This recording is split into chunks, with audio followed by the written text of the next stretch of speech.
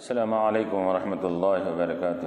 الحمد للہ رب العالمین والعاقبۃ للمتقین والصلاة والسلام علی اشرف الانبیاء والمرسلین وعلی آلہ وصحبہ اجمعین، اما بعد فقد قال اللہ تبارک وتعالی فی القرآن المجید والفرقان الحمید، اعوذ باللہ من الشیطان الرجیم، بسم اللہ الرحمن الرحیم، الف لام میم صاد، کتاب انزل الیک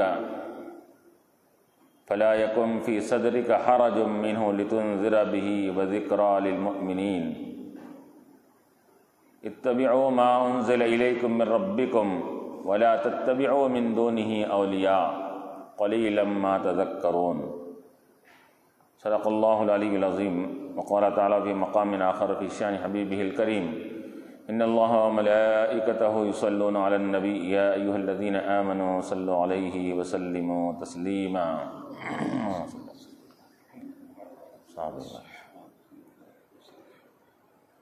حاضرین کرام، معزز سامعین، ابھی میں نے جو قرآنی آیات کی تلاوت کا شرف حاصل کیا، یہ سورہ اعراف کی ابتدائی 2 آیتیں ہیں۔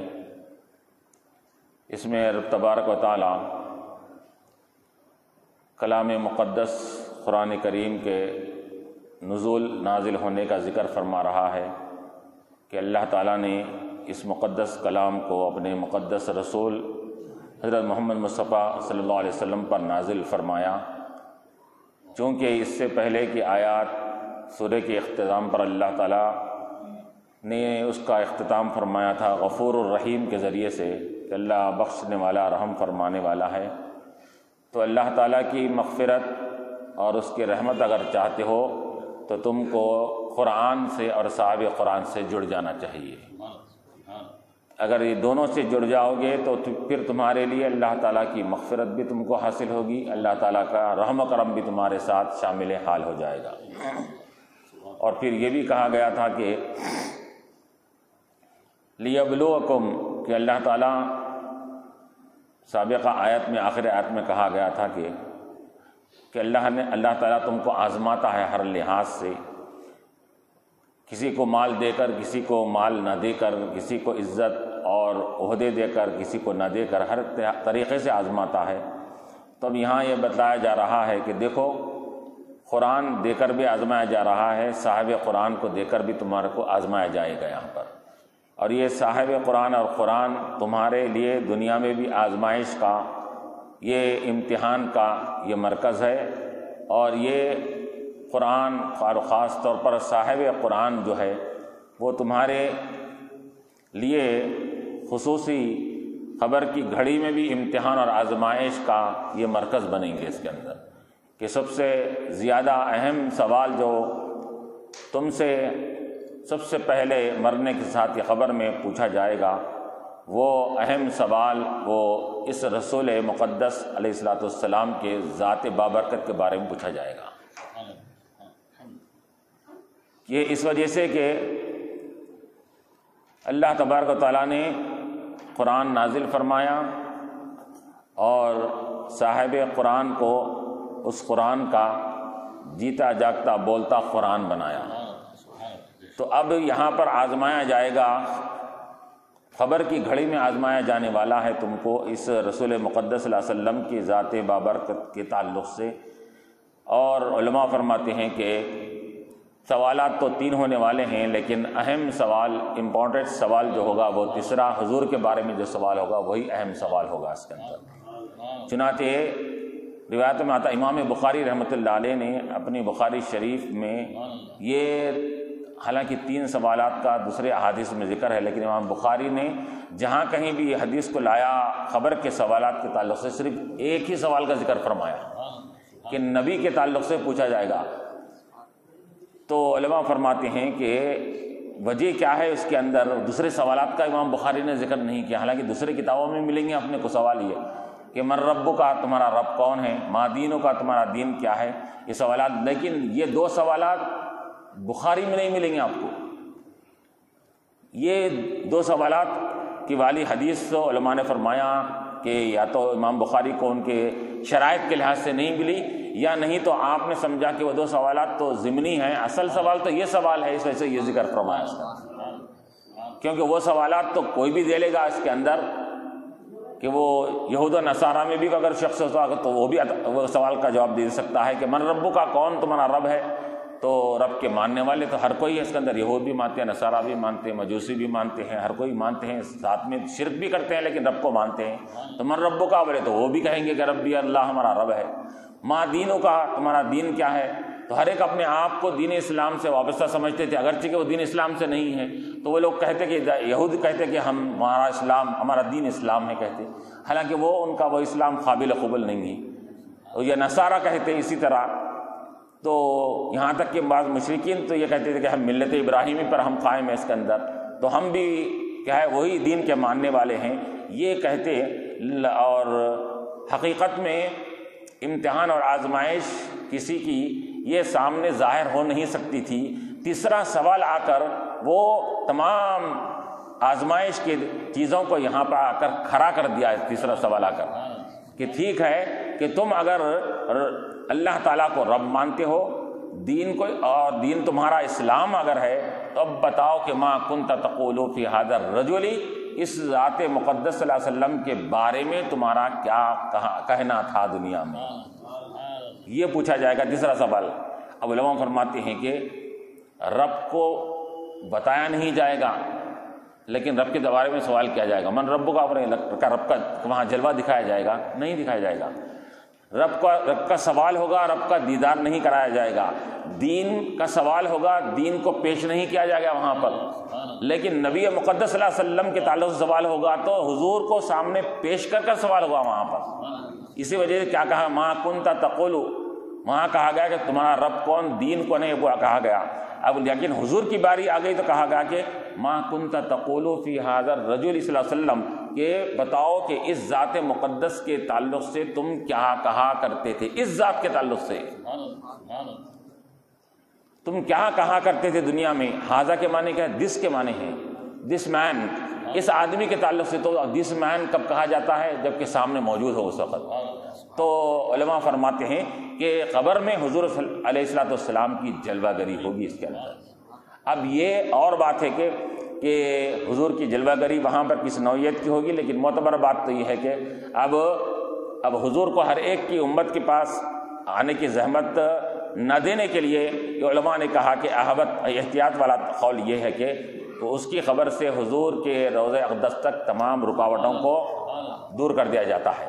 تو یہاں سے یہ خبر سے حضور کی روضہ مطہرہ تک پورا راستہ ہموار ہو جاتا ہے، پورا خالی ہو جاتا ہے، اور وہاں حضور وہاں پر تشریف فرما ہے، حضور کو بتا کر سوال کیا جاتا ہے، ما کنت تقول فی ھذا الرجل، تو حضور کو بتا کر سوال کریں گے۔ تو اب یہاں علماء فرماتے ہیں دیکھیے آزمائش امت کی دنیا میں بھی تھی، اور آزمائش یہاں پر خبر میں بھی ہوگی آزمائش، اور سب سے بڑی آزمائش یہاں پر اللہ تعالیٰ نے دین کی رکھی نا، اپنے رب کی، اپنے پہچان کی رکھی۔ سب سے زیادہ بڑی آزمائش اور اگر رکھی، امتحان رکھا تو حضور کے پہچان کے تعلق سے رکھا اس کے اندر۔ اب بتاؤ کہ تم کیا کہا کرتے تھے دنیا میں۔ اب یہ بھی نہیں پوچھا جا رہا، علماء فرماتے ہیں کہ اس ذات کے تعلق سے تمہارا کیا خیال ہے، تم نے کیا کہا تھا دنیا میں، یعنی کیا کہا کرتے تھے دنیا میں۔ گویا کہ وہ ماضی استمراری ہے، وہ یعنی کہ ایسا پاسٹن جو جاری رہتا ہے اس کے اندر ہے، یعنی کیا کہے تھے نہیں، کیا کہتے تھے، یعنی زندگی بھر تم نے اس رسول مقدس علیہ الصلوۃ والسلام کے بارے میں تمہارا عقیدہ کیا تھا، کیا یہ نبی علیہ الصلوۃ والسلام کے یہ تم ان کے گیت، ان کے ترانے گایا کرتے تھے، یا ان کی شان میں گستاخی کیا کرتے تھے اس کے اندر، یہ پوچھا جائے گا اس کے اندر۔ اور پھر علماء نے عرفا فرماتے ہیں کہ یہاں پر عاشقوں کے لیے اور حضور علیہ الصلوۃ والسلام سے سچی محبت رکھنے والوں کے لیے یہاں پر ایک خوشخبری بھی سنائی جا رہی ہے، اور کہا جا رہا ہے اے بندے کہ تو دنیا میں ہمیشہ ہمارے نبی علیہ الصلوۃ والسلام کے یہ تذکرے کیا کرتا تھا، ان کی عظمتوں کا ذکر کیا کرتا تھا، ان کی رفعتوں اور بلندیوں کا ذکر کیا کرتا تھا، تو غائبانہ ذکر کرتا تھا۔ اب ہم تم کو تیرے وہ محبوب کا جلوہ دکھاتے ہیں،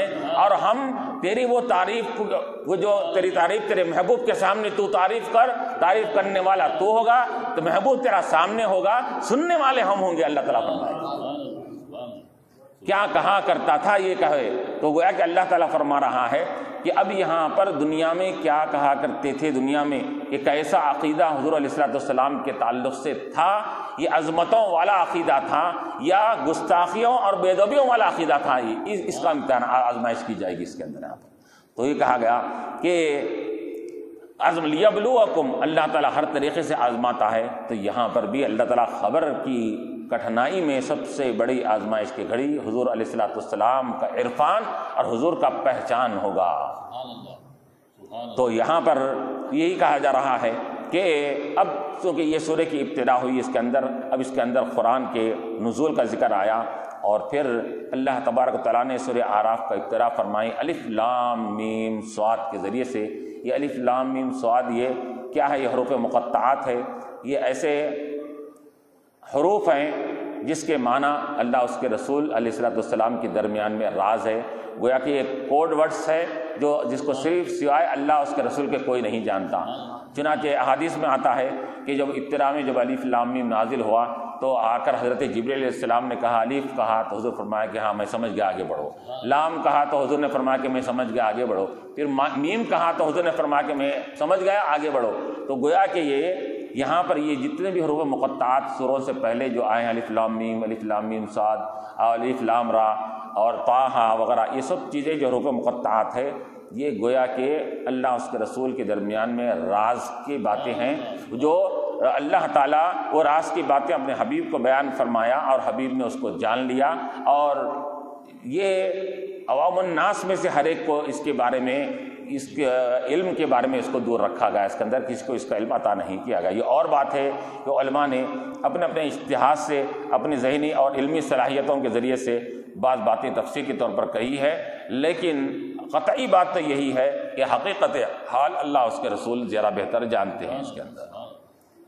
کیوں؟ اس وجہ سے کہ اللہ تبارک و تعالیٰ یہ اپنے حبیب علیہ الصلوۃ والسلام سے جب یہ نزول کا سلسلہ ہوا اس کے اندر، تو بعض باتیں ایسی ہوتی ہیں کہ جو تمام امت کو سنانے کے قابل ہوتی ہے، بعض باتیں ایسی ہوتی ہیں جو صرف کیا ہے، خط لکھنے والا، خط پڑھنے والے کو معلوم ہوتی ہے بات صرف۔ تو گویا کہ یہ حروف مقطعات بھی انہی حروف میں سے ہے کہ یہ رب تبارک و تعالیٰ یہ پیغام اور یہ نزول قرآن فرمایا، اور حضور علیہ الصلوۃ والسلام اس کو سمجھنے والے ہیں اس کے اندر۔ تو الف لام میم صاد یہاں کہا گیا، تو اب اس کا واللہ عالم بمرادہ بذالک، اللہ تعالیٰ اس کی مراد کو، اس کے حقیقت حال کو اللہ تعالیٰ زیادہ جانتا ہے۔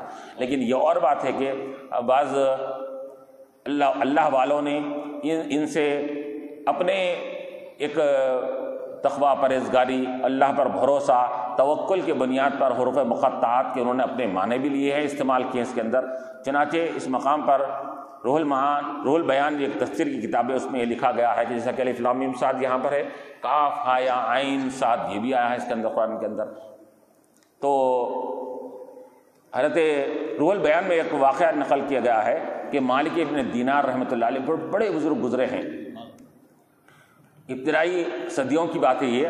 تو مالک ابن دینار رحمۃ اللہ علیہ دوسری تیسری صدی کے زمانے کے بات ہے اس کے اندر، تو بڑے بزرگ گزرے ہیں۔ تو مالک ابن دینار رحمۃ اللہ علیہ فرماتے ہیں کہ میں حج کے لیے روانہ ہو رہا تھا، تو میں نے راستے میں ایک نوجوان کو پایا کہ بالکل تنے تنہا، اور اس کے ساتھ نہ کوئی سامان، نہ توشہ، نہ کچھ، نہ کیا، اور وہ بھی چلے جا رہا ہے۔ تو میں نے اسے سوال کیا کہ بابا تم کہاں سے آ رہے ہو، کہاں جا رہے ہو؟ تو وہ نوجوان نے کہا کہ رب تبارک تعالیٰ کی طرف سے آ رہا ہوں، رب تبارک تعالیٰ کی طرف جا رہا ہوں۔ تو مالک بن دینار رحمۃ اللہ علیہ نے فرمایا کہ تمہارے پاس رب کی طرف جا رہے ہیں، تو مطلب یہ کہ حج کے لیے کعبہ کی طرف جا رہے ہیں، تو اس کے لیے تمہارے پاس نہ کوئی توشہ ہے، نہ سامان ہے، نہ کچھ بھی نہیں ہے تمہارے پاس، اور پھر کیسا؟ تو انہوں نے کہا کہ کہ اللہ تبارک و تعالی یہ توشہ اور ہدایت دینے والا بھی اللہ تعالیٰ ہے، توشہ فراہم کرنے والا بھی اللہ تعالیٰ ہے. اور یہ بھی کہا گیا کہ بعض روایت میں یہ بھی آتا ہے کہ زاد التقویٰ، کہ تقویٰ پرہیزگاری یہ سب سے بہترین توشہ ہے ہمارے لیے. اس کے اندر انسان تقوی کے توشے کے ساتھ رکھے گا تو اس کو دنیاوی توشہ ساتھ رکھنے کی نوبت نہیں ہے، اللہ تعالیٰ وقت پر اس کو کھانا کھلا دے گا اس کا.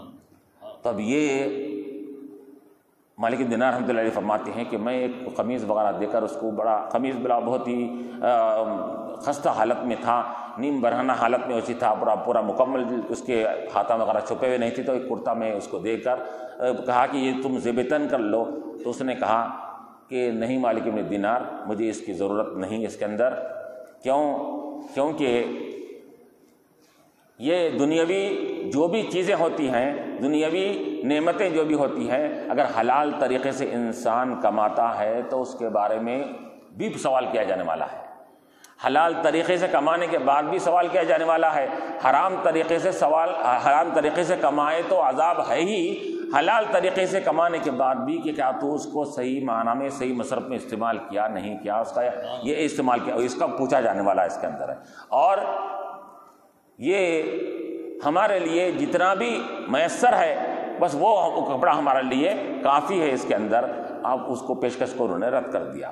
اب وہ پھر مالک بن دینار رحمۃ اللہ فرماتے ہیں کہ اب وہ ہم ساتھ میں جاتے، رات کے وقت میں ہم کبھی کسی مقام پر رکتے تو وہ نوجوان رات کے وقت میں اٹھتا، اللہ کی بارگاہ میں گرہ آزاری کرتا، گڑ گڑاتا اور یہ التجائیں کرتا کہ اے بار الہ تو ہمارے گناہوں کو معاف فرما، کہ ہمارا گناہ تیری شان میں کوئی کمی نہیں کرتا، لیکن تیرا معاف کرنا ہماری زندگی کو بنا دیتا ہے. اس کے اندر ہم گناہ کرنے سے تیری شان میں کمی آنے والی نہیں ہے، لیکن تو اگر معاف کر دے تو ہماری زندگی بن جاتی ہے. اس قسم کے وہ اور ہمارے درجات بلند کر یہ دعائیں گڑگڑایا کرتا تھا. اب اس کے بعد پھر ہم لوگ مینا میں پہنچے.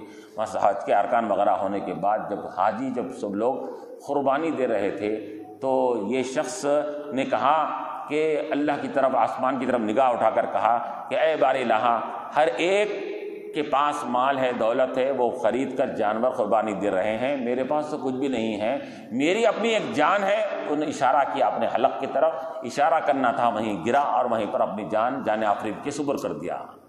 جان نکل گئی، اس کی پرواز ہوئی. تو مالک بن دینار رحمۃ اللہ علیہ فرماتے ہیں کہ میں نے اس کے کفن دفن وغیرہ کر کے اس کو تدفین کیا. اور رات میں میں نے خواب میں دیکھا تو شخص کو دیکھا تو میں نے کہا کہ تمہارے ساتھ اللہ تعالیٰ نے کیا معاملہ فرمایا؟ تو وہ شخص کہہ رہا ہے کہ اے مالک بن دینار، اللہ تعالیٰ نے میرے ساتھ شہدائے بدر کے ساتھ جیسا معاملہ فرمایا تھا ویسا معاملہ فرمایا. کیوں؟ اس وجہ سے کہ شہدائے بدر کو کفار نے شہید کیا تھا اور مجھ کو اللہ کی تلوار نے میری جان کو لیا تھا اور میری جان اللہ کی تلوار سے ختم ہوئی تھی. اس وجہ سے مجھے بھی اللہ تعالیٰ نے شہدائے بدر کے برابر ثواب عطا فرما کر اسی طرح معاملہ فرمایا. وہ اللہ کے لیے اپنی جانیں اللہ کی راہ میں قربان کیے تھے شہدائے بدر، اور کفار کے تلواروں نے ان کو قتل کیا تھا، اور مجھے اللہ تعالیٰ کی غیبی تلوار نے مجھے کیا ہے شہید کیا ہے. اس وجہ سے میرا ساتھ اللہ تعالیٰ نے بہت ہی اونچا معاملہ میرے ساتھ فرمایا. تو یہ بعض حروف مقطعات. اس پر اس نے یہ بھی کہا تھا وہ شخص کہ تم یہاں سے نکل رہے ہو بڑے سفر کے لیے تو یاد رکھو کہ بھی تمہارے ساتھ کچھ بھی نہیں تو کیسا ہوگا. تو اس نے یہ جواب میں کہا تھا کہ میرے لیے کاف ہا یا عین سات کافی ہے کہا. تو مالک بن دینار رحمۃ اللہ نے فرمایا کہ کیا مطلب کاف ہا یا عین سات؟ تو اس پر وہ نوجوان نے کہا کہ کاف بتلا رہا ہے کہ اللہ ہمارے لیے ہر معاملے میں کافی ہے، ہاں بتا رہا ہے کہ اللہ ہمارا ہادی اور رہبری کرنے والا ہے ہر معاملے میں، یا کہہ رہا ہے کہ یاوری مدد کرنے والا بھی اللہ تعالیٰ کی ذات ہے اس کے اندر.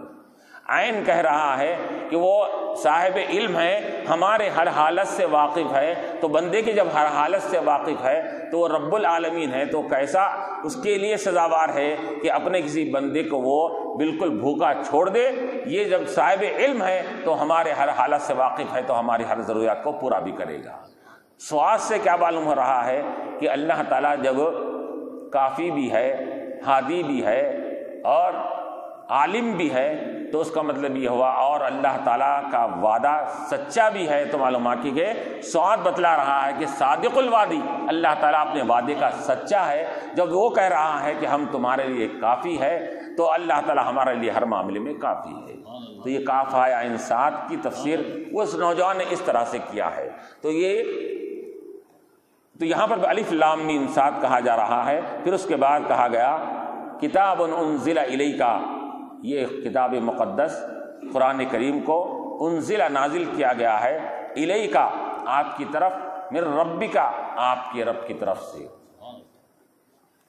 تو اب یہاں پر علماء فرماتے ہیں کہ یہ قرآن کا نزول کا ابتدا رب سے ہوئی اور اس کی انتہا حضور پاک علیہ الصلوۃ والسلام تک آ کر اس کی پہنچی، اس کی انتہا نزول کی۔ انزل الیک کہ نازل کیا گیا ہے آپ کی طرف، کہاں سے آیا کلام یہ؟ من ربک آپ کے رب کی طرف سے۔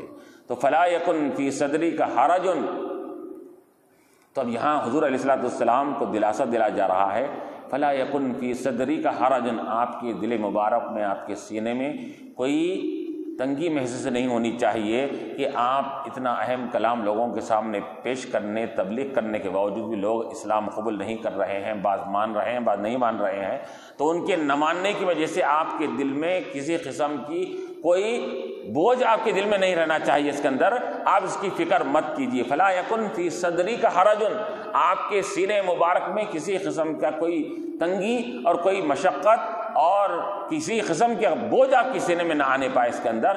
کیوں؟ آپ کی ذمہ داری نہیں منوانا، آپ کا کام تبلیغ اور پہنچا دینا ہے، منوانا یہ ہمارا کام ہے اس کے اندر۔ تو یہاں اللہ کے نبی علیہ الصلوۃ والسلام کو تسلی دی جا رہی ہے، کیونکہ حضور پاک علیہ الصلوۃ والسلام اتنے حریص تھے ایمان میں، لوگوں کی ایمان کے لیے، کہ اللہ تعالیٰ دوسرے مقام میں جیسا فرمایا کہ لعلک باخع نفسک الا یکونوا مؤمنین، کہ اے حبیب علیہ الصلوۃ والسلام آپ اپنی جان کو کیا ہلاک کر دیں گے ان کے پیچھے کہ ایمان نہیں لا رہے ہیں بول کر اس کے اندر؟ آپ اتنے اپنے دل پر بوجھ کیوں ڈال رہے ہیں اس کے اندر؟ آپ اپنے دل مبارک پر اتنا بوجھ مت ڈالیے۔ کیوں؟ کیونکہ وہ ایمان اگر نہ لائیں تو آپ کا کوئی نقصان نہیں ہے، آپ تبلیغ کرنے پر آپ کو مکمل آپ کو اس کا اجر عطا کیا جانے والا ہے۔ تو یہاں وہی کہا گیا فلا یکن فی صدرک حرج منہ لتنذر بہ وذکریٰ للمؤمنین۔ کیوں نازل کیا ہم نے یہ کلام کو؟ لتنذر بہ، تاکہ آپ اس کلام کے ذریعے سے لوگوں کو ڈرائیں جو ہماری احکامات کو مانتا نہیں ہے، جو اسلام کو ماننے والا نہیں ہے، جو قرآن کو یہ اللہ کی طرف سے منزل من اللہ نہیں مان رہا ہے، آپ اس کو ڈرائیے کہ یاد رکھو اگر تم یہ کلام کو نہیں مانیں گے، رسول کو نہیں مانیں گے، تو قیامت میں تم کو ہولناک عذاب میں مبتلا کیا جائے گا اور خطرناک قسم کے تم کو عذابوں میں گرفتار کیا جائے گا۔ اس قسم کے ڈرانے کے لیے آپ کو ہم نے یہ کلام نازل کی، تنذر بہ وذکریٰ للمؤمنین۔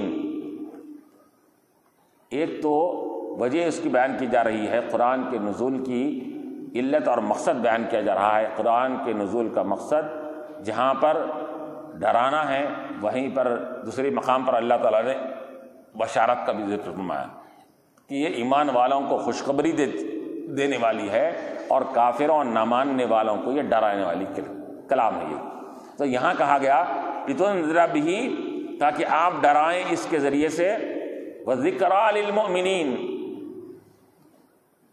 اور یہ کلام ایمان والوں کو نصیحت دلانے والا ہے، یعنی ہر ایک کے لیے ہدایت کا ذریعہ ہے، لیکن نصیحت حاصل کرنے والے کون ہوتے ہیں؟ اس سے صرف ایمان والے اس سے نصیحت حاصل کرتے ہیں اس کے اندر۔ کیوں؟ اس وجہ سے کہ سب سے پہلے ایمان ضروری ہے، ایمان کے بعد پھر اس کو اعمال صالحہ کی نصیحت کی جائے گی اس کے اندر۔ ایمان اگر نہیں ہے تو اس کو اعمال صالحہ کی نصیحت اس کو نہیں کی جاتی۔ کیوں؟ بغیر ایمان کے اعمال صالحہ قابل قبول نہیں ہوتے۔ تو یہ کہا گیا ذکریٰ للمؤمنین، یہ کلام مقدس قرآن کریم یہ نصیحت دلانے والا ہے اور نصیحت دینے والا کلام ہے یہ ایمان والوں کے لیے. تو یہاں ایمان والوں کے لیے نصیحت دلانے والا کہا گیا، اور حالانکہ ہدی للمتقین جیسا کہا گیا، ہدی للناس بھی کہا گیا اس کے اندر، کہ تمام لوگوں کے لیے ہدایت دینے والا کلام بھی ہے اس کے اندر. ہدایت ہر ایک کے لیے ہے، ہدایت کا ذریعہ ہر ایک کے لیے ہے، لیکن یہ اس کے نصیحت حاصل کرنے والے کون ہوتے ہیں؟ وہ ایمان والے ہوتے ہیں اس کے اندر. اور پھر یہ علماء نے یہ بھی فرمایا کہ یہ کلام مقدس آپ کی طرف نازل کیا گیا ہے، اور جیسا کہ سابق آیات میں آخری میں کہا گیا تھا کہ اللہ تعالیٰ نے تم کو خلائف الارض، زمین کا خلیفہ بنایا، جانشین بنایا، ایک کے بعد دیگر. تو اس طرح یہاں پہ بتلایا جا رہا ہے کہ مختلف قومی جماعتیں آتی گئی. اب اس کے بعد حضور پاک علیہ الصلوۃ والسلام کا جب دور آیا تو یہ اب اس کے بعد اب اور کسی اور کا دور آنے والا نہیں ہے اس کے اندر. تو گویا کہ تم کو ایک کے بعد جانشین بنایا، تو تم کو جیسا ہمارے حبیب علیہ الصلوۃ والسلام کو ہم نے آخری نبی بنایا، اے لوگوں تم کو ہم نے نبی کی آخری امت بنایا اس کے اندر. تو یہاں کہا گیا الیہ کا، آپ کی طرف کلام نازل کیا گیا. تو معلوم یہ ہوا کہ یہ کلام کے قرآن کریم کے کلام جو اللہ کا کلام ہے اس کا نزول کا یہ برداشت کرنے کا مادہ یہ صرف حضور پاک علیہ الصلوۃ والسلام کے قلب اطہر کو تھا، تبھی آپ کے اوپر نازل کیا گیا اس کے اندر. یہ کلام مقدس وہ کلام مقدس ہے کہ اللہ تعالیٰ نے کیا فرمایا، اگر یہ قرآن کو ہم پہاڑوں پر نازل کرتے تو پہاڑ ریزہ ریزہ ہو جاتے، پاش ہو جاتے اس کے اندر. تو اس وجہ سے اللہ تعالیٰ نے کیا فرمایا کہ علی قلبی کا، ہم نے آپ کے دل مبارک پر یہ کلام کو نازل فرمایا. اور آپ کے دل مبارک کا وہ عالم ہے کہ پہاڑیں وغیرہ تو یہ کجا دور کی بات ہے اس کے اندر. آپ کے قلب مبارک، علماء فرماتے ہیں کہ آپ کے قلب مبارک کے تقدس کا یہ عالم ہے کہ عرش الہی سے بھی افضل آپ کا قلب مبارک ہے. پہاڑ نہیں سہ سکتا صحیح ہے، لیکن عرش تو سہ سکتا ہے. آپ کا قلب تو عرش سے بھی بڑا ہوا ہے اس کے اندر. اس وجہ سے آپ کے قلب اطہر پر کیا ہے، یہ کلام مبارک کو نازل کیا. تو اس وجہ سے علماء فرماتے ہیں کہ قرآن ہدایت ہے، لیکن ہادی حضور کریم علیہ الصلوۃ والسلام کی ذات بابرکت ہے. کہ ہدایت قرآن کے ذریعے ہدایت ہے، لیکن ہدایت دینے والے اللہ کے نبی علیہ الصلوۃ والسلام ہیں. تو وہاں وہی کہا گیا کہ ذکرى للمؤمنین، ایمان والوں کے لیے نصیحت دلانے والا ہے. چنانچہ اتنا جب اہم کلام ہے، مقدس کلام ہے، تو پھر ہمارا کام کیا ہے؟ اللہ تعالیٰ فرما رہا اتبعوا ما انزل الیکم من ربکم، تو اے لوگو تم پیروی کرو ما انزل الیکم، اس چیز کی جو تمہارے طرف نازل کیا گیا ہے. کہ نبی علیہ الصلوۃ والسلام کے ذریعے سے یہ تم پر وہ کلام کو نازل کیا گیا. اتبعوا، پیروی کرو، نقش قدم پر چلو، اس کے پیچھے چلو، اس کے بتائے ہوئے طریقے پر چلو جو تمہارے طرف نازل کیا، یعنی قرآن کی پیروی کرو، قرآن کے بتائے ہوئے طریقے پر چلا کرو. ولا تتبعوا من دونہ اولیاء، اور اس کے علاوہ یعنی کہ رب کے علاوہ کسی اور کو اپنا ولی، کارساز اور مددگار مت بناؤ، کسی اور کو اللہ کے ساتھ شریک اور ساجی مت ٹھہرا کرو.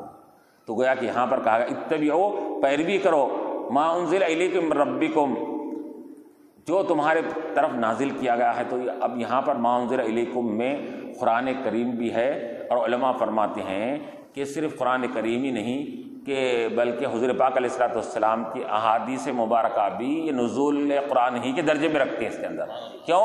کیونکہ حضور علیہ الصلوۃ والسلام کے احادیث مبارکہ، حضور علیہ الصلوۃ والسلام کے فرمان، یہ بھی وحی کے حکم میں ہے. یہ قرآن کا کلام جو ہے وہ وحی مطلوع کہا جاتا ہے، اور حضور پاک علیہ الصلوۃ والسلام کے احادیث کو وحی غیر مطلوع کہا جاتا ہے. اس کا علماء نے اس کی فرق اس کے اندر بیان فرمایا کہ قرآنی آیات یہ اللہ تبارک و تعالیٰ کے یعنی کا الفاظ بھی اللہ تعالیٰ کے ہے، مفہوم بھی اللہ تعالیٰ کا ہے، تو اس کو قرآن کہا جاتا ہے.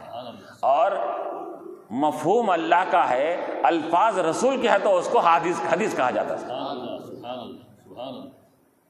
قرآن یعنی الفاظ بھی رب تبارک و تعالیٰ کی ہے، مفہوم اور اس کا سینٹنس بھی اللہ تعالیٰ کا ہے، تو پھر وہ ہے قرآن کریم. اور مفہوم اور کیا ہے اس کا سینٹر، اس کا معنی اور مفہوم اللہ تعالیٰ کا ہے، لیکن الفاظ حضور اپنے الفاظ میں بیان کر رہے ہیں، اس کو احادیث کہا جاتا ہے۔ تو اس وجہ سے کیا کہا گیا کہ ان ہوا الا وحی یوحا، کہا گیا کہ آپ جو بھی اپنی زبان سے بات نکالتے ہیں وہ وحی ہوتی ہے اللہ تعالیٰ کی طرف سے۔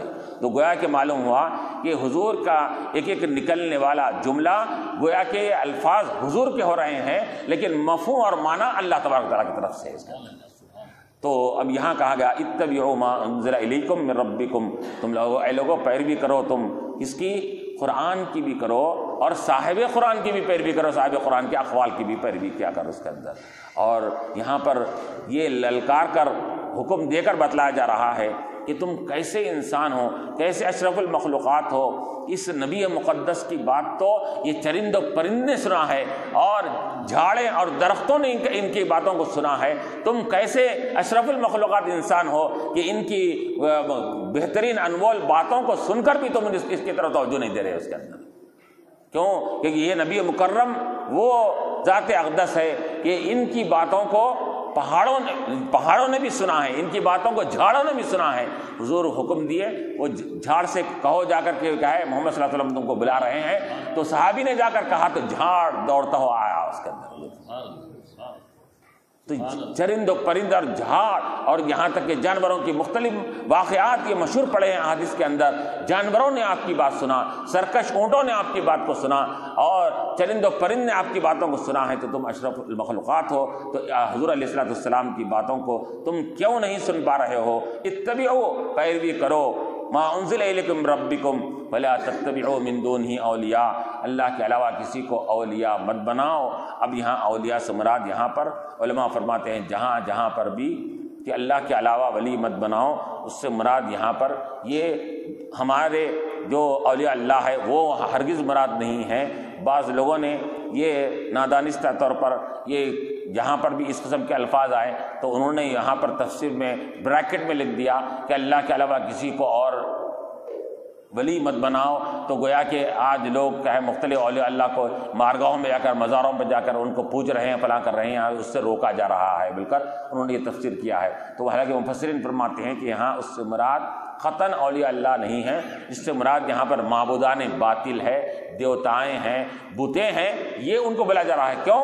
کیونکہ اس زمانے میں کیا تھا، صرف بتوں کا دورہ تھا، وہاں کا بتوں کی پرستی کیا کرتے تھے، 360 بتیں لگے ہوئے تھے مکابۃ اللہ کے اندر، اس کے اندر تو بتوں کی عبادت کثرت سے کی جاتی تھی۔ تو ولا تتبعوا من دونہ سے مراد اللہ کے علاوہ کسی اور کو، جیسا کہ وہ لوگ کہا کرتے تھے کہ ہم معبودان باطل کو ہم اپنا ولی مانتے ہیں، ہم مددگار مانتے ہیں کہ یہ ہمارے اللہ کے پاس ہماری سفارش کریں گے، اس قسم کا کلمات کہا کرتے تھے۔ تو اللہ تعالیٰ نے ان کے لیے رد فرما دیا کہ اللہ کا ساتھ کوئی ولی، اللہ کا کوئی ساتھی اور شریک نہیں ہو سکتا۔ وَلَا تَتَّبِعُوا مِن دُونِهِ أَوْلِيَاءَ قَلِيلًا مَا تَذَكَّرُونَ، اور پھر اللہ تعالیٰ نے فرمایا کہ بہت ہی کم تم نصیحت حاصل کرتے ہو، کہ تمہارے اندر نصیحت حاصل کرنے کا مادہ انتہائی کم پایا جاتا ہے اس کے اندر، کہ اتنے واضح انداز میں تم کو سمجھایا جا رہا ہے اور ایک بالکل کھلے انداز میں تمہارے سامنے یہ تم احکامات اسلامیہ کو واضح کر کر بتایا جا رہا ہے اس کے اندر، لیکن اس کے باوجود بھی تم نصیحت حاصل کرنے میں پیچھے رہتے ہو۔ تو یہاں کہا جا رہا ہے قلیلا ما تذکرون، اب یہاں قلت کے معنی آئے ہیں، بہت ہی کم نصیحت حاصل کرتے ہو، یا اور ایک معنی ہے قلت بول کر یہاں پر عدم مراد ہے کہ تم نصیحت حاصل کرتے ہی نہیں ہو، کیونکہ کفار اور مشرکین ایسے تھے جنہوں نے یہ کلام کا اعتراف تو کرتے تھے کہ واقعی یہ کلام بڑا چاشنی ہے، شیریں ہے، بڑا واقعی ایسا کلام ہے، لیکن چونکہ سرکشی کے پردے ان کے اوپر پڑے ہوئے تھے، لیکن ماننے کی بات آتی تو مانتے نہیں تھے اس کے اندر۔ کلام کی فصاحت و بلاغت کو مانتے تھے وہ، کلام کی مٹھاس کو مانتے تھے وہ، لیکن ان کے دلوں پر یہ کفر اور شرک کے پردے جو پڑے ہوئے تھے اس کی وجہ سے وہ اس کو مانتے نہیں تھے۔ تو اللہ فرما رہا قلیلا ما تذکرون، ہم تم کو یہ کلام مبین تمہاری نصیحت کے لیے، تمہاری عبرت کے لیے، تم کو ہدایت کے لیے ہم نے یہ کلام کو نازل کیا، لیکن تمہارا یہ شیوا اور عادت بن گئی ہے قلیلا ما تذکرون، تم کیا ہے اس سے نصیحت حاصل نہیں کرتے ہو۔